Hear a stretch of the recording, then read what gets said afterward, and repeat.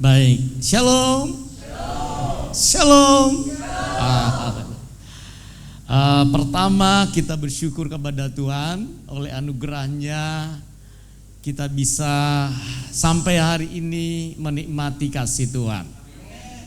Karena memang tepat hari ini adalah hari pencurahan Roh Kudus 2000 tahun lalu dicurahkan di loteng Yerusalem.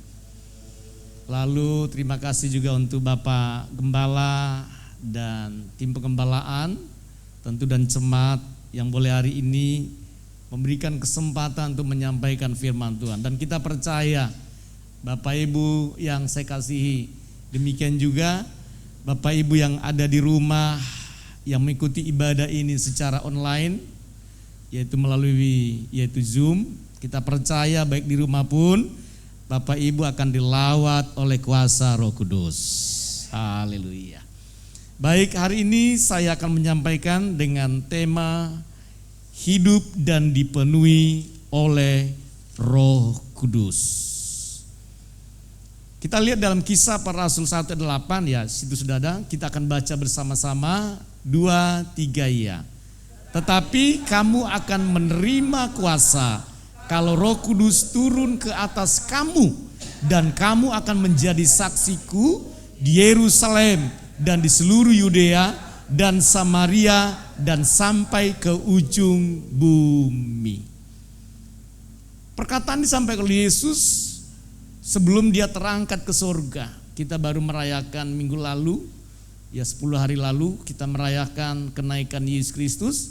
Lalu disaksikan oleh begitu banyak orang, bahkan juga dikatakan disaksikan 500 pasang mata pada saat kenaikan Yesus Kristus. Jadi kenaikan Yesus Kristus bukanlah cerita hanya dongeng, tetapi kenaikan Yesus Kristus ya dan amin. Jadi kita harus percaya bahwa Yesus tidak, sebelum dia naik, dia lahir untuk kita, lalu dia mati disalibkan untuk kita, lalu dia bangkit juga untuk kebangkitan kita, lalu dia juga naik untuk kita. Dalam Yohanes 14 ayat pertama dikatakan bahwa di rumah Bapakku banyak tempat tinggal. Jangan khawatir, jangan takut bahwa Yesus ke surga untuk menyediakan tempat. Yesus naik ke surga untuk menyediakan tempat bagi kita.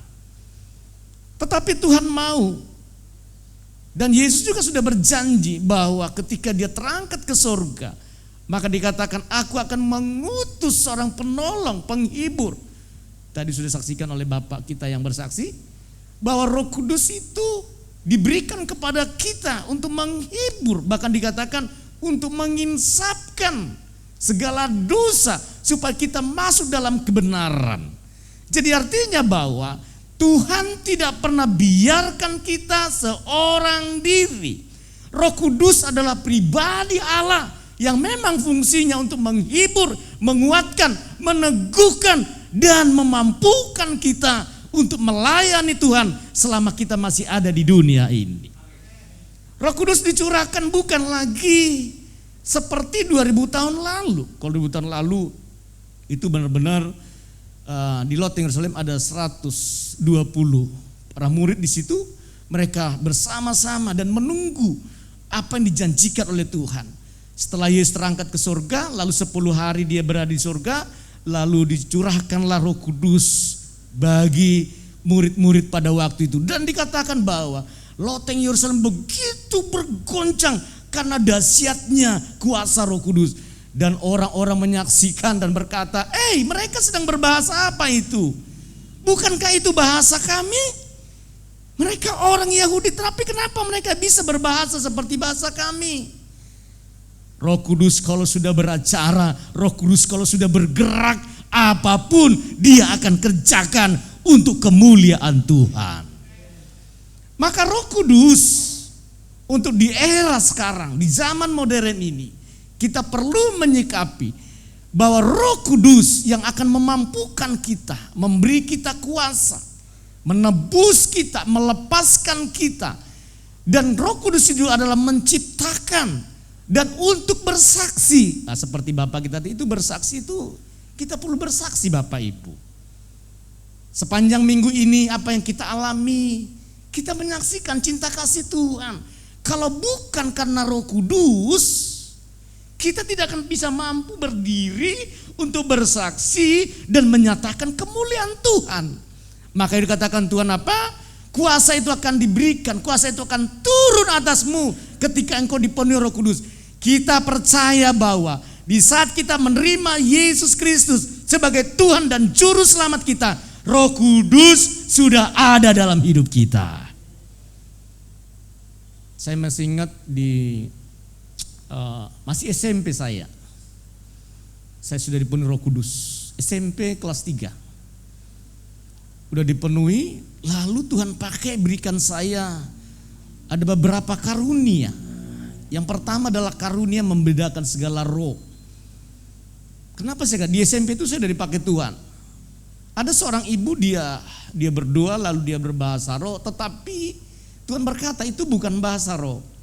Dia sedang dikuasai oleh setan, dia sedang dikuasai oleh kuasa iblis. Dan memang waktu dia berdoa lalu dia seperti menyerupai tapi bukan dari Tuhan. Lalu Roh Kudus katakan kepada saya dengan jelas bahwa dia sedang diikat oleh kuasa kegelapan. Lalu waktu dia menyembah, dia pegang anak. Itu anaknya makin lama, makin seperti dicekik atau apa. Lalu Roh Kudus bicara dan saat itu saya datangi betul, saya doakan tumpang tangan dan benar dia dibebaskan. Lalu waktu itu masih SMP ya. Saya ingat dan memang luar biasa. Dan pada saat itu Tuhan memberikan saya juga karunia. Apa itu? Karunia iman, kesembuhan dan kelepasan. Jadi waktu saya pimpin pujian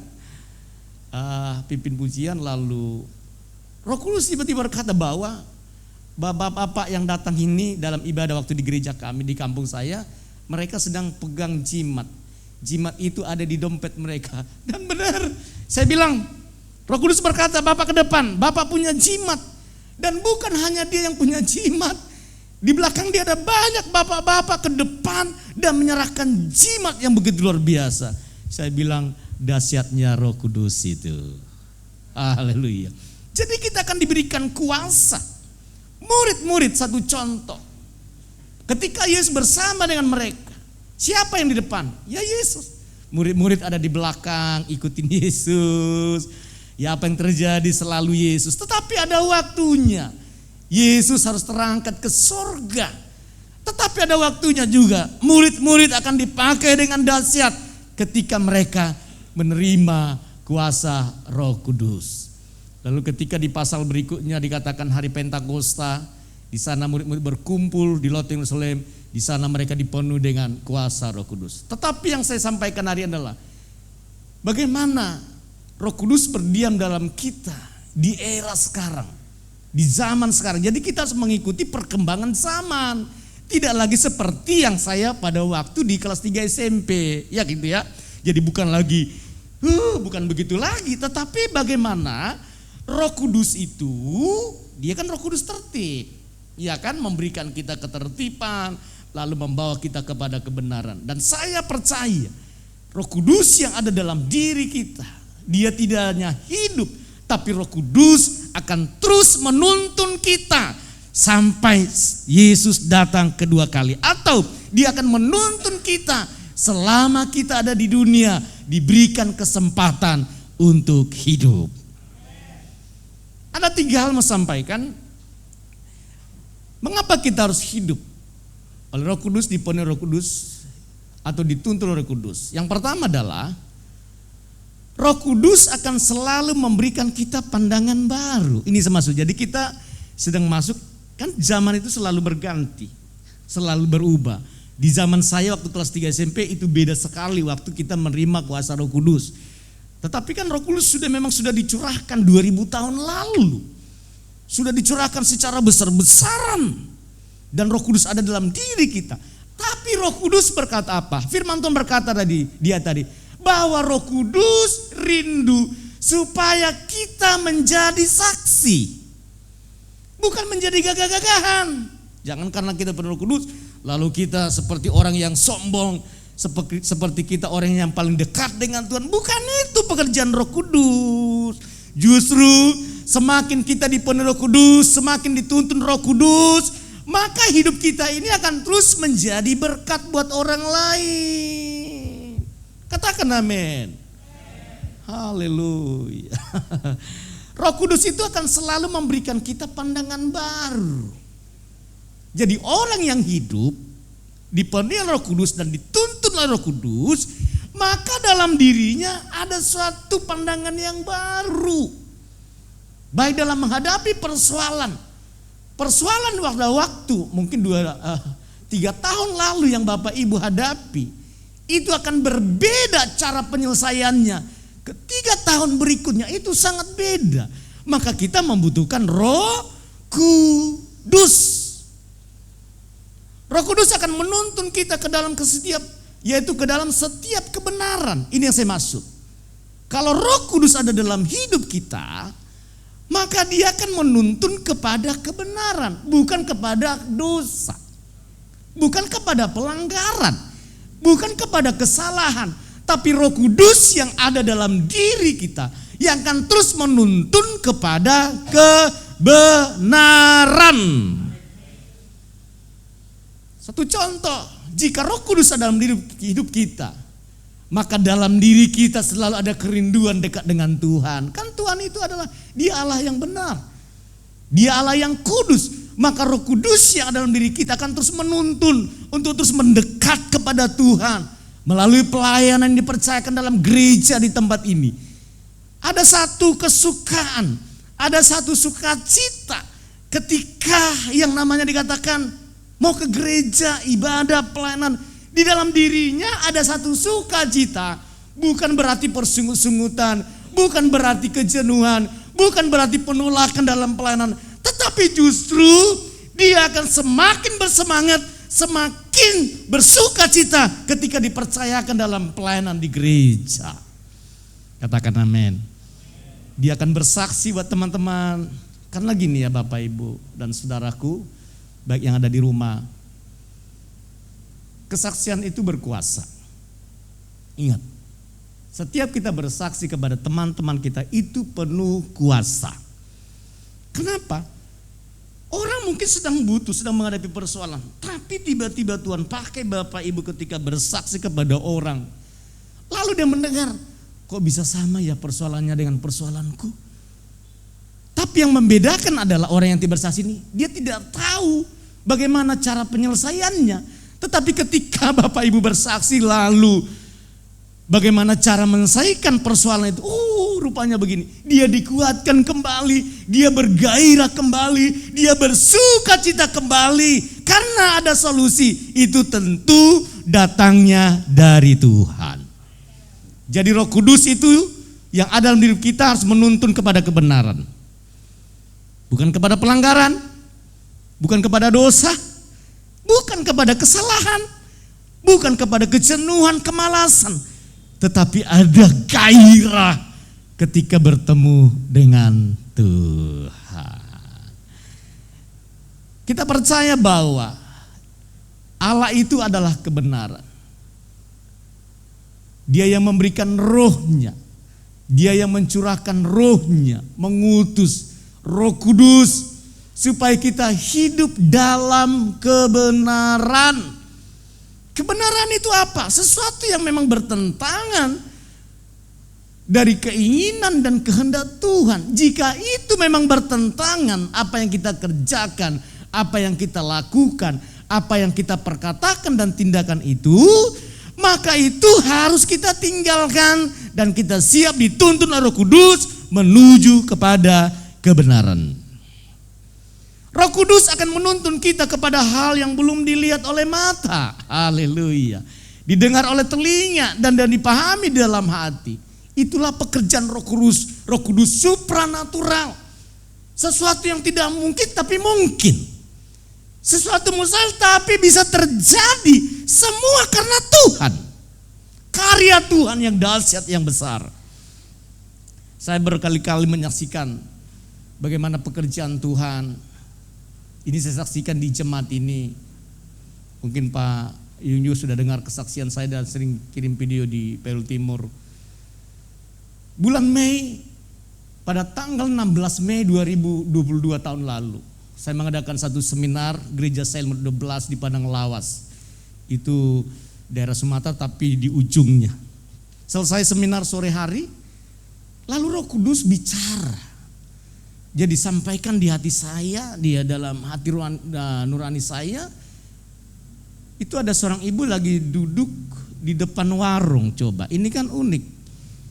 Waktu ibu duduk di warung, lalu Roh Kudus berkata, hampiri dia, datangi dia. Dia sedang menghadapi persoalan. Lalu saya datangi ibu ini. Ibu itu sedih. Saya bilang, ibu kenapa? Saya bilang, Tuhan suruh saya ke sini untuk sampaikan sesuatu. Iya Pak Pendeta, saya lagi menghadapi pergumulan. Pergumulan apa? Saya berkata begitu. Dia berkata begini, saya sudah berumah tangga 6 tahun. Tetapi 6 tahun saya sampai ini belum punya anak. Karena memang dokter berkata bahwa saya mengalami sakit kista. Ya maaf ya kalau ibu-ibu punya mengerti hal itu, tapi itu yang dikatakan. Jadi dokter berkata bahwa rahim saya itu harus diangkat. Jadi 6 tahun saya tidak tahu. Dia juga mau ikut Tuhan, sepertinya ini kok nggak ada mujizat. Tetapi saya berkata, ibu percaya enggak tahun depan ibu punya anak? Dia bingung. Jangankan Pak Pendeta, dokter saja udah spesialis bilang bahwa saya tidak akan punya anak lagi. Bahkan rahim saya akan diangkat. Kok tiba-tiba Pak Pendeta datang lalu bicara mau berkata lah tahun depan saya punya anak. Saya lalu juga waktu itu saya bilang, ibu sudah makan toge belum? Saya bilang begitu. Karena saya dengar katanya kalau makan toge banyak subur. Wah, makanya pria-pria jangan kebanyakan makan toge nanti subur. Lalu sampaikan begitu, ibu itu makin lihat saya, ada-ada saja, mana mungkin katanya. Tapi saya berkata, ibu, Roh Kudus katakan, ibu tahun depan punya anak. Ibu percaya tidak? Saya sampai dilihatin begini. Saya sampaikan apa yang katakan Roh Kudus Bapak Ibu. Bukan karena saya ya, tapi Roh Kudus sampaikan supaya saya mengatakan bahwa tahun depan ibu itu punya anak. Itu Roh Kudus yang sampaikan, bukan saya. Lalu saya bilang, gimana Bu? Iya, saya percaya tahun depan saya punya anak. Saya doakan, saya tidak lama-lama berdoa. Saya bilang, dalam nama Tuhan Yesus Kristus, tahun depan engkau punya anak. Terima mujizat ini demi nama Tuhan Yesus Kristus. Selesai. Udah itu saya tinggalkan, lalu saya kembali ke Siborong-Borong untuk pelayanan selanjutnya. Dan saya tidak tahu lagi apa yang terjadi. Tetapi perintah Roh Kudus harus saya kerjakan. Sesuatu tidak mungkin akan mungkin.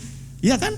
Lalu pada bulan Desember tahun lalu, tanggal 30 itu tutup tahun kalau tidak salah. Kita mau ibadah malam tahun baru. Ibu ini WA saya, shalom Pak Gembala, shalom, siapa? Saya bilang, karena nomornya saya tidak kenal. Ya takutnya debt collector atau saya ditagih kan, repot juga kan. Saya bilang, shalom, ini dengan siapa ya? Pak Gembala sudah lupa dengan saya ya, Bapak gak simpan nomor saya. Saya gak tahu, saya bilang, nomornya ibu saya gak pernah simpan. Lalu dia cerita, lalu sampaikan, Pak Gembala, saya mau sampaikan bahwa saya sekarang sudah hamil 3 bulan. Jadi Desember itu dia hamil 3 bulan, tapi saya juga belum terlalu percaya, kan masih ada 6 bulan lagi, kan begitu ya. Bisa saja di tengah perjalanan ada perang Harmagedon terjadi yang namanya, kan begitu ya. Tapi saya bilang, saya doakan dalam nama Yesus Kristus. Lalu bulan Maret tahun ini, saya ke Sidalu-dalu karena saya diundang khotbah. Dan dari Sidalu-dalu ke sana hanya 2 jam, saya singgah. Dan benar Bapak Ibu, saya lihat hamilnya udah makin besar, udah 8 bulan. Saya bilang, oh ini yang saya doakan itu, ini yang Roh Kudus katakan, iya Pak Gembala. Saya doakan dalam nama Yesus Kristus, ini akan lahir dengan sehat tanpa kurangan suatu apapun. Dan bulan April, ibu itu sudah melahirkan dan punya anak. Ini bukan kita, tapi Roh Kudus. Ini yang saya maksudkan gini, kalau Roh Kudus sudah memakai kita, harusnya kita semakin rendah hati dan bukan kita. Ingat, apa yang Tuhan percayakan kepada kita dalam pelayanan itu semata-mata karena karya Roh Kudus. Maka katakan apa di Kisah Rasul itu? kuasa itu akan turun diberikan kalau kau diberi Roh Kudus, dan engkau akan menjadi saksiku. Bukan berlomba bahasa roh. Katakan amin. Iya dong, bukan berlomba saya lebih jago bahasa roh, bukan. Tapi Roh Kudus mau berkata bahwa engkau kupakai supaya engkau menjadi saksiku. Baik di keluarga kita, di lingkungan kita, di pekerjaan kita, dimanapun kita berada. Roh Kudus rindu supaya kita menjadi saksi. Apa yang tidak pernah dilihat oleh mata dan tidak pernah didengar oleh telinga dan yang tidak pernah timbul di dalam hati, maka kita akan melihat kehebatan, kedahsyatan Tuhan yang memakai kita melalui kuasa Roh Kudus. Itu ada 1 Korintus 2:9, nanti dibaca itu.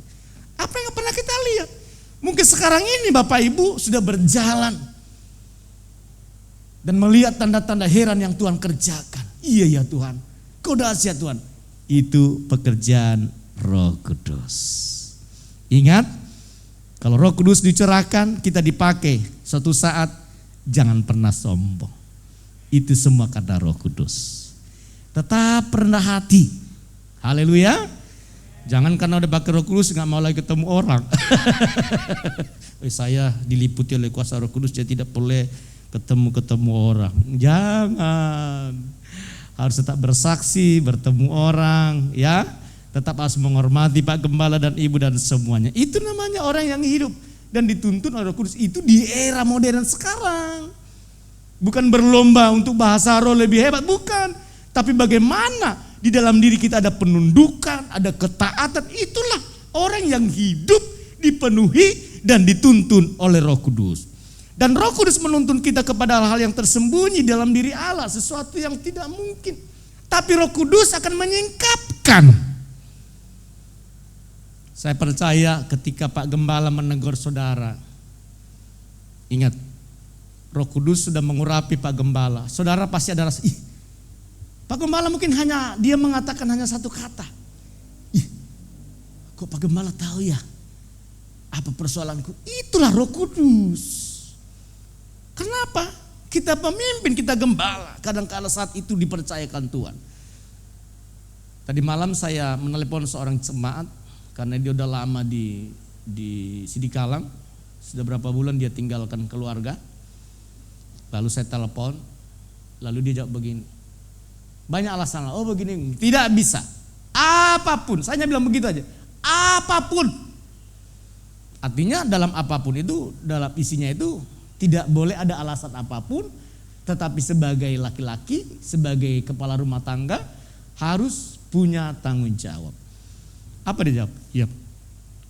Iya Pak. Itulah Roh Kudus yang bekerja dalam kehidupan kita. Apakah hanya pendeta yang dipakai? Semua kita dipakai oleh Roh Kudus. Ya, ingat. Dipakai untuk memperlengkapi dalam gerejanya, dalam pelayanan ini. Jika ada karunia-karunia yang Tuhan percayakan kepada saudaraku, ayo kita melayani dengan karunia yang Tuhan berikan kepada kita. Untuk apa? Untuk memperlengkapi gereja yang Tuhan percayakan di tempat ini. Tetapi harus tahu bahwa kita ini adalah dipimpin oleh satu otoritas. Kita di bawah kepimpinan harus tetap memiliki ketaatan. Jangan karena kita lebih dipakai, mungkin lebih dahsyat, lebih diberikan karunia, dipercayakan, lalu sudah tidak ada lagi penghormatan kepada Bapak Gembala, kepada pemimpin. Itu bukan datangnya dari Roh Kudus, tapi apa? Kesombongan yang sedang muncul, ego yang dikedepankan. Tapi orang yang hidup dan dituntun oleh Roh Kudus adalah orang yang akan mengerjakan perkara-perkara besar yang datangnya dari Tuhan. Yang kedua, Roh Kudus adalah kuasa yang meyakinkan. Tadi waktu Bapak kita nyanyi, Roh Kudus jamalah. Iya. Baik di dalam lembah curam, baik dalam pergumulan, Roh Kudus ada. Apalagi tadi waktu nyanyi dari bahasa Mandarin itu ya Pak ya. Iya, saya ngikut. Tapi saya nggak tahu caranya bagaimana menyanyikan. Tapi saya yakin bahwa di dalam pujian itu ada kuasa, ada Roh Kudus yang menjamin kita, yang memberi keyakinan. Orang yang hidup, orang yang dituntun oleh Roh Kudus, di dalam dirinya ada keyakinan. Roh Kudus dapat meyakinkan orang-orang Yahudi saat itu. Saat Petrus menyampaikan firman Tuhan, siapa Petrus ini? Sebelum dia menerima kuasa Roh Kudus, sebelum dia mengalami kuasa Roh Kudus, Petrus ini adalah orang yang suka menyangkal. Berapa kali Yesus disangkal? 3 kali. Itu sebelum dia mengalami kuasa Roh Kudus. Dan dia penakut. Giliran tidak ada orang, dia bilang, saya siap mati.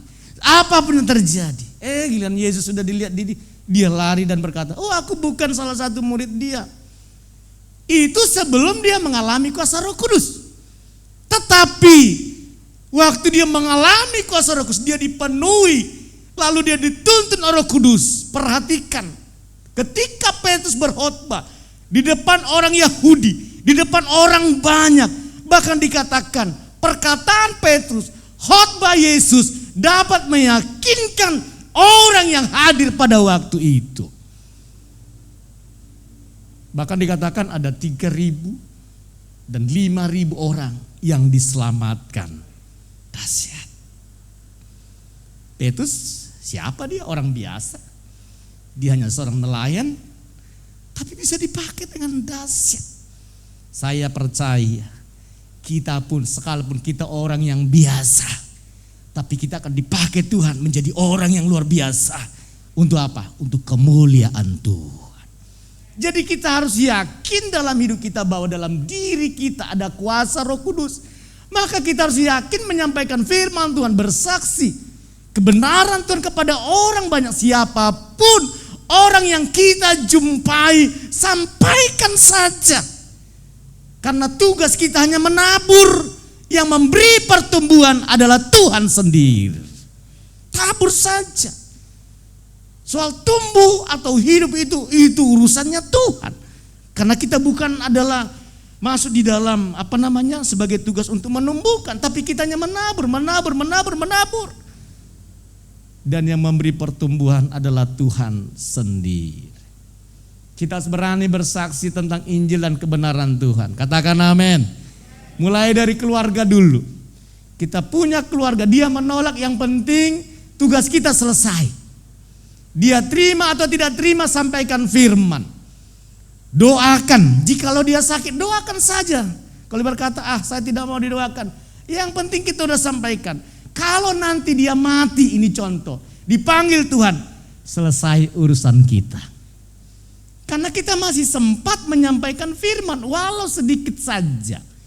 Tapi kita percaya Roh Kudus akan menuntun kita semuanya untuk meyakinkan orang lain. Dan Roh Kudus juga dapat meyakinkan seseorang untuk percaya kepada Yesus Kristus. Apa yang harus kami perbuat? Ketika Petrus menyampaikan firman Tuhan, lalu dari antara mereka berkata, apa yang harus kami perbuat? Lalu Petrus berkata, engkau harus bertobat dan beri dirimu untuk dibaptis. Ketika Bapak Ibu berbicara, dipakai dengan kuasa Roh Kudus, mereka akan respon. Jadi apa dong Pak? Saya mau ikut nyanyi dong Pak seperti Bapak. Indah sekali lagu itu. Di mana Bapak menyanyikan lagu? Oh di GBI Jatinegara. Oh saya mau datang ke sana. Oh ada. Via Zoom juga ada. Artinya begini. Kita sudah diberi Tuhan kepercayaan untuk menyelamatkan jiwa. Bukan untuk memperbanyak orang ke gereja. Bukan. Saya selalu begini. Kalau orang selayani tidak harus datang ke gereja. Tidak. Yang penting Injil kita sudah sampaikan dimanapun, kemanapun dia pergi. Tapi Injil itu sudah dia terima. Yesus Kristus dia sudah terima. Roh Kudus juga dapat meyakinkan seseorang akan doanya dan berjalan di dalam kebenaran. Kita percaya bahwa ketika kita berdoa kepada Tuhan, kita sangat yakin apa yang kita doakan Tuhan dengar. Maksud saya adalah begini, di era sekarang ini, pekerjaan Roh Kudus di mana kita harus sangat yakin. Amin. Katakan amin. Sangat yakin. Jadi jangan lagi ragu apa yang kita sampaikan, apa yang kita doakan kepada Tuhan. Ada hal yang lucu dalam pelayanan saya pada bulan Maret di Siborong-Borong. Tapi saya percaya bahwa Tuhan yang melakukan itu. Jadi dalam satu gereja, saya dalam pelayanan, ada ibu-ibu kepala desa, istrinya kepala desa, rupanya menghadapi satu persoalan yang begitu besar.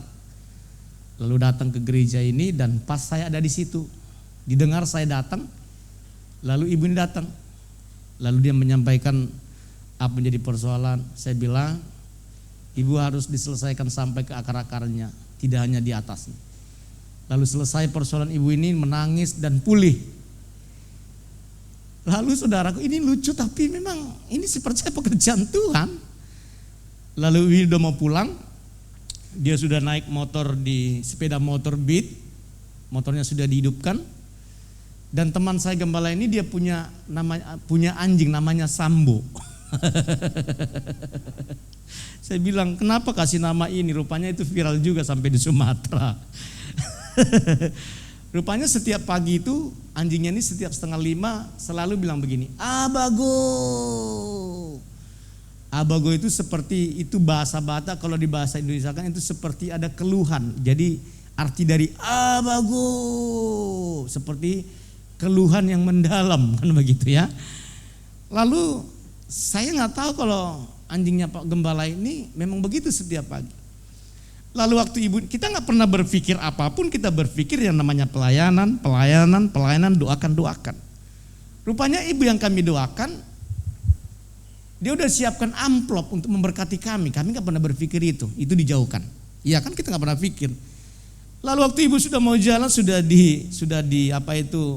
digas, sudah mau jalan, tiba-tiba anjing Pak Gembala ini berkata begini, Abago.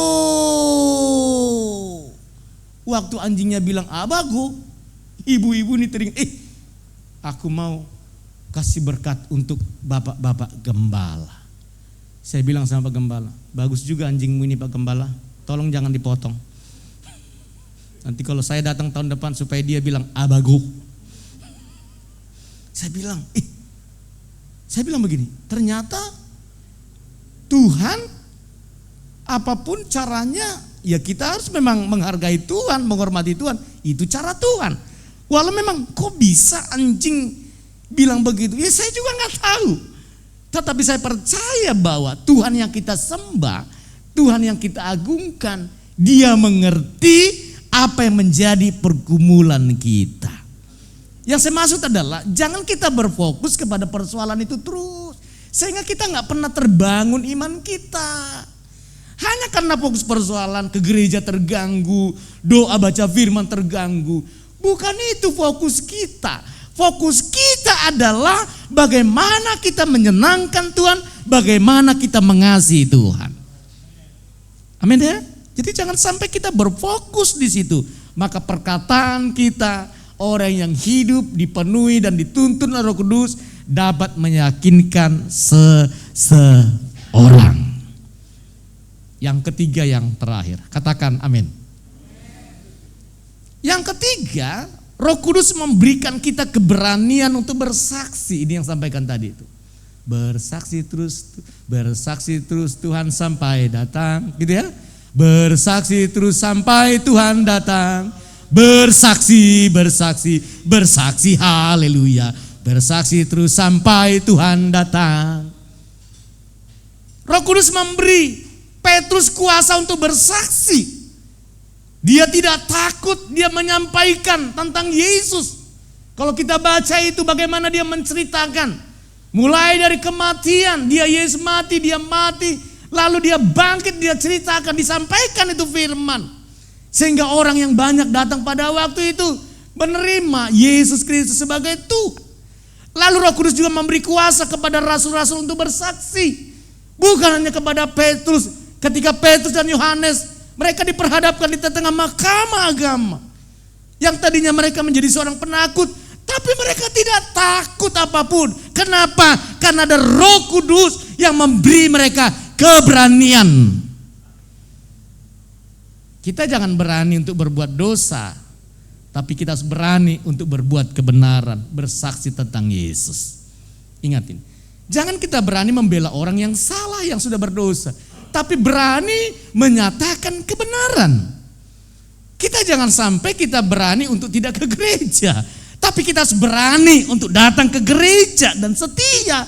Itu namanya orang yang sudah dipenuhi oleh Roh Kudus.